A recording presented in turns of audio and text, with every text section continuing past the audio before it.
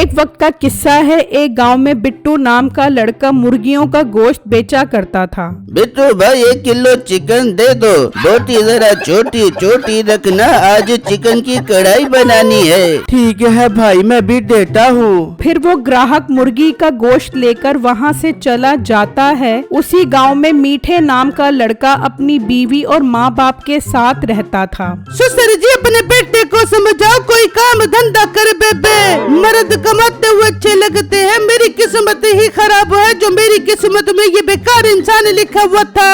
और मोटी नाक वाली औरत, बिस्ती करनी है तो अकेले में कर लिया कर, क्यों माँ बाप के सामने मेरी इज्जत का फलूदा निकाल रही है। मीठे अगर तुझे इतनी बिस्ती महसूस हो रही है तो तू कोई काम कर ले। अरे क्या मेरे बेटे के पीछे पड़ रहे हो, कर लेगा कोई काम भी। माँ इन सब ने मेरी बहुत इंसल्ट कर दी है, मैं जाता हूँ कोई काम ढूंढने के लिए। ये कहकर मीठा घर से निकलता है और बिट्टू की दुकान के पास से गुजर रहा होता है। बिट्टू की दुकान पर काफी रश होता है। क्यों ना मैं भी मुर्गियों का गोश्त बेचना शुरू कर दूं। मीठा बिट्टू की दुकान पर आता है। जी मीठे भाई, आपको कितना गोश्त चाहिए? बिट्टू भाई गोश्त तो नहीं चाहिए, मैं सोच रहा हूँ मैं भी मुर्गियों का गोश्त बेचना शुरू कर दूं। जी मीठे भाई, ये बहुत अच्छा काम है और इसमें मुनाफा भी काफी अच्छा होता है। वाह, फिर तो मैं भी कमाऊ पूत हो जाऊंगा। बिट्टू भाई अगर आपको एतराज न हो तो मैं भी आपकी दुकान के सामने अपनी दुकान खोल लूं। मीठे भाई, इसमें एतराज वाली क्या बात है? जो रिस्क अल्लाह ने मेरे नसीब में लिखा है वो मुझे मिलेगा और जो आपके नसीब में लिखा है वो आपको मिलेगा। बिट्टू भाई, आप मुर्गियाँ कहाँ से लेकर आते हो? बिट्टू मीठे को सारी बातें बता देता है। बिट्टू भाई आपका बहुत बहुत शुक्रिया। अच्छा मैं चलता हूँ। फिर मीठा वहाँ से चला जाता है और घर आकर माँ बाप और नसीबो कैंची को सारी बातें बता देता है। मीठे कर ले ये काम शुरू कर ले, ताकि मुझे भी अपने शोहर पे फक्र हो सके कि मेरा शोहर एक कमाऊ पुत है। फिर अगला दिन होता है। मीठा साइकिल उठाकर घर से निकलता है और मुर्गियों वाले फार्म पर आ जाता है। भाई मुझे उधार पर कुछ माल चाहिए, मैंने इस गांव में मुर्गियों के गोश्त की दुकान बनानी है, उम्मीद है कारोबार चलेगा। टाइम पर पैसे दे दूंगा और अगला माल भी आप ही से खरीदूंगा। फार्म का मालिक अच्छा इंसान होता है, वो मीठे को मुर्गियाँ दे देता है। मीठा मुर्गियाँ लेकर वहाँ से चला जाता है और दुकान खोलकर बैठ जाता है, पर उसकी दुकान पर कोई ग्राहक ही नहीं आ रहा होता। मीठे, ये तो कोई ग्राहक ही नहीं आ रहे मेरी दुकान पर, सब उस मोटे बिट्टू के पास जा रहे हैं, मुझे अब कुछ करना पड़ेगा। तो मीठा गोश्त का रेट 250 से 200 कर देता है। आ जाओ 200 रुपए किलो गोश्त ले जाओ। ये सुनते ही ग्राहक मीठे के पास आ जाते हैं। भाई मुझे 2 किलो गोश्त दे दो। भाई मुझे 1 किलो गोश्त दे दो।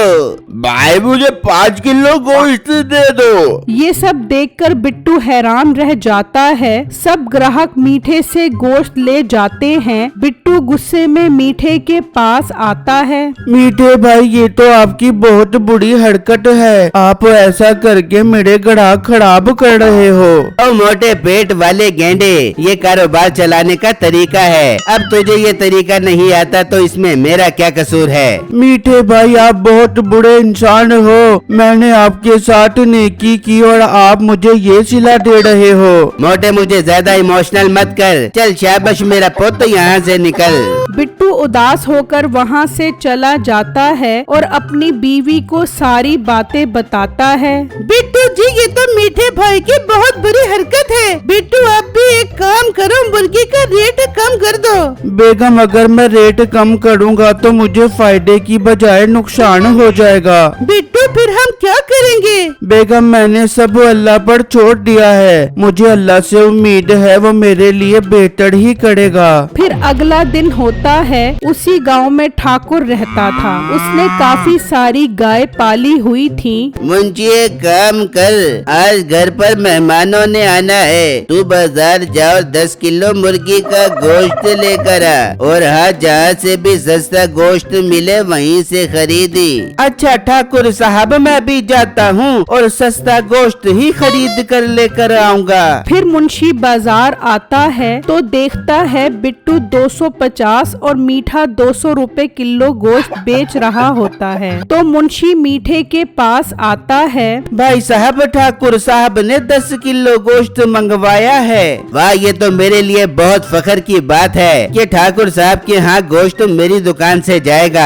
मुंशी साहब आप एक काम करो, आप जाओ, मैं गोश्त लेकर खुद ही ठाकुर साहब की खिदमत में हाजिर हो जाऊंगा। फिर मुंशी वहाँ से चला जाता है और ठाकुर के पास आ जाता है। क्या हुआ मुंशी, तू गोश्त लेकर नहीं आया? ठाकुर साहब, वो गोश्त वाला तो आपका बहुत बड़ा फैन निकला, कहता है मैं खुद गोश्त लेकर ठाकुर साहब की खिदमत में हाजिर हो जाऊंगा। ठीक है मुंशी, तू एक काम कर, तू गायों को चारा डाल दे। मुंशी गायों को चारा डालने जाता है, तभी मीठा भी वहाँ आ जाता है और ठाकुर की मोटी मोटी गाय देखकर हैरान हो जाता है। वाह ठाकुर साहब, आपकी गाय तो बहुत मोटी मोटी हैं। काश मेरी मुर्गियाँ भी इतनी मोटी मोटी होती तो मैं खूब मुनाफा कमाता। लड़के, तू मेरा फैन है, इसलिए मैं तुझे एक राज की बात बताता हूँ जिससे तेरी मुर्गियाँ भी मोटी मोटी और लंबी लंबी हो जाएंगी। ठाकुर साहब, फिर वो राज मुझे बता दो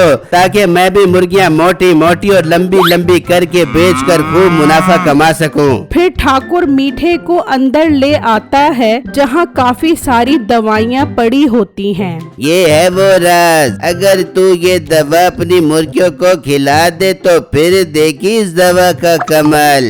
ठाकुर साहब, एक डब्बा मुझे गिफ्ट कर दो इस दवाई का। ठीक है, मैं एक डब्बा तुझे गिफ्ट कर देता हूँ, लेकिन अगली दफा ये डब्बा मैं तुझे 5000 का दूंगा। ठाकुर साहब, मुझे मंजूर है। फिर मीठा वो दवाई लेकर वहाँ से निकल पड़ता है और घर आ जाता है और वो दवाई मुर्गियों की खुराक में डाल देता है और मुर्गियाँ दवाई वाला दाना खाने लग जाती हैं। इस तरह रात हो जाती है और मीठा सो जाता है। फिर अगला दिन निकलता है तो नसीबो मीठे के पास आती है। मीठे मीठे, उठ बाहर आकर देख मुर्गियों को क्या हो गया। फिर मीठा बाहर आता है तो देखकर हैरान रह जाता है कि मुर्गियाँ मोटी मोटी बकरे जितनी बड़ी होती हैं। इतनी बड़ी मुर्गियाँ देखने गांव के काफी सारे लोग आ जाते हैं। मीठे, ये इतनी बड़ी बड़ी मुर्गियाँ तूने कहाँ से मंगवाई हैं? ये मुर्गियाँ मैंने अफ्रीका के जंगलों से मंगवाई हैं, जिसका गोश्त खाकर लोगों में शेर जैसी ताकत आ जाएगी। फिर तो मीठे, हम तेरी दुकान से ही इन मुर्गियों का गोश्त खरीदेंगे। फिर अगला दिन होता है, मीठा वो मुर्गियाँ दुकान पर लेकर आता है। बिट्टू भी वो मुर्गियाँ देखकर हैरान रह जाता है। भाई, मुझे इन मुर्गियों का 2 किलो गोश्त दे दो। मुझे भी 4 किलो गोश्त दे दो। बिट्टू हैरान सब देख रहा होता है। अब मेरा इस बाजार में बैठने का कोई फायदा नहीं है, मुझे अब दुकान बंद कर देनी ही चाहिए। बिट्टू वहाँ से चला जाता है। इस तरह कई दिन गुजर जाते हैं। उस मुर्गियों का गोश्त खाने से गांव के काफी लोग बीमार हो जाते हैं। मीठा ये देखकर डर जाता है। कहीं ये लोग मेरी मुर्गियाँ खाने से तो बीमार नहीं हो रहे। मैं घर जाता हूँ। क्या हुआ मीठे, तू कुछ परेशान लग रहा है? कुछ नहीं बेगम, बहुत प्यास लग रही है। एक काम कर, एक गिलास ठंडे दूध का लेकर आ। नसीबो किचन में आती है और दूध में चीनी की जगह वही दवाई डाल देती है और लेकर मीठे के पास आ जाती है। मीठा वो दूध पी लेता है। बेगम, मुझे दूध पीने के बाद कुछ हो रहा है और दूध का जायका भी अजीब था। दूध का जायका अजीब कैसे हो गया? मीठे, मैंने तो जो दवाई जैसा डब्बा पड़ा था उसमें से 1 चम्मच चीनी इस दूध में डाली है। और मोटी नाक वाली औरत, वो चीनी नहीं थी, दवाई थी, दवाई। ये कहते ही मीठा मोटा और लंबा होने लग जाता है। मीठे, ये तुझे क्या हो गया? तू इतना लंबा और मोटा कैसे हो गया? बेगम, मुझे डॉक्टर के पास ले चल, वरना गांव वाले मुझे नहीं छोड़ेंगे। फिर नसीबो मीठे को लेकर जा रही होती है तो मीठे को लंबा और मोटा देखकर लोग हैरान हो जाते हैं। फिर वो हकीम के पास आ जाते हैं। हकीम साहब मेरे मीठे को ठीक कर दे वो। हकीम मीठे को देखकर समझ जाता है कि इसने जो दवाई खाई है वही दवाई वो अपनी मुर्गियों को भी खिलाता था, जिसकी वजह से लोग बीमार हो गए थे। हकीम पुलिस को बुला लेता है। पुलिस साहब इसको अरेस्ट कर लो, इसकी वजह से ही गांव के लोग बीमार हो रहे हैं। पर हकीम साहब मेरे बेटे को तो ठीक कर दे वो। बीबी से तो हम थाने ले जाकर ठीक करेंगे ना यार। फिर वो मीठे को थाने में बंद कर देते हैं। बेगम मैं लुट गया, मैं बर्बाद हो गया, मेरी लालच ने मेरा ये हाल कर दिया। दूसरी तरफ गांव के लोग ठीक होने लग जाते हैं और फिर से बिट्टू की मुर्गियों की दुकान चल पड़ती है।